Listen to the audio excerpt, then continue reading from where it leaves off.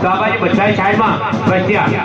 દરેક દીકરીઓને ખૂબ ખૂબ અમરજી બાપાના ભજેલા બાપાના આશીર્વાદ મળે ખૂબ ખૂબ આપણાની દીકરીઓએ બાપાનું ખૂબ રૂડું એમ કહેવાય કે બાબાએ સામૈયા સાથે બાપાનું સન્માન કર્યું હોય એવી અમારી તમામ દીકરીઓને બાપાના ખૂબ ખૂબ આશીર્વાદ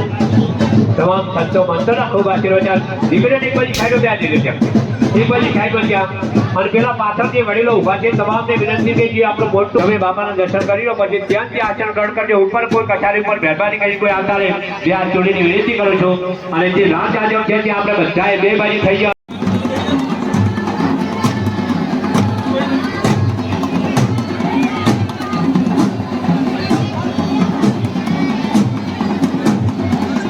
આપણા બાપા આપણી વચ્ચે બધાવ્યા છે આપણે સૌ જયનાથ કરી અને આપણે બધા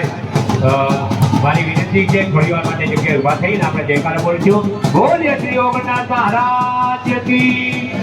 બોલીએ શ્રી ભોલેનાથ બાપાની ખૂબ આજનો આનંદનો દિવસ આપણા બાપા ભોલેનાથ બાપા આજ આપણે વચ્ચે વધાર્યા હોય ત્યારે ખરેખર આશીર્વાદ આપવા માટે અને ફરી મળતી એક શક્તિ વચ્ચે સમસ્યા મારા અને ભક્તિ કરીને આવતા હોય ત્યારે આપણે ખરેખર ખૂબ આનંદ બોલીએ ઓગણનાથ બાપાને બોલીએ ભોલેનાથ બાપાને વાહ ખરેખર આપણને આજ ખૂબ આનંદનો અવસર 61 દિવસ સુધી સબ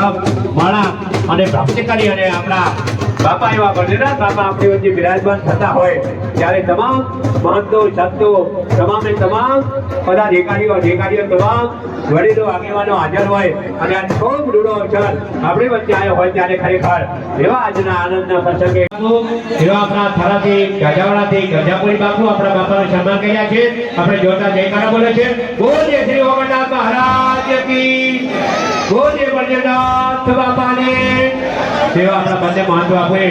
આપણા બાપુનું સન્માન કર્યું હવે આપણે શાંતિથી પૂજા થઈ ગઈ ક્યાંય અમે અમને ગાડી લઈને આવતા પણ બાપાએ જે તપ કર્યું એમાં ઓગણનાથ ભગવાને સાક્ષાત હાજરી આપી માં હિંગળાજીએ સાક્ષાત હાજરી આપી આપણને કાયમી બાપાના આશીર્વાદ મળતા રહે સાધુ સંતોના આશીર્વાદ મળતા રહે એવી હું પ્રાર્થના કરું છું ફરી એક વખત બાપાના ચરણોમાં વંદન કરી અને મારી વાત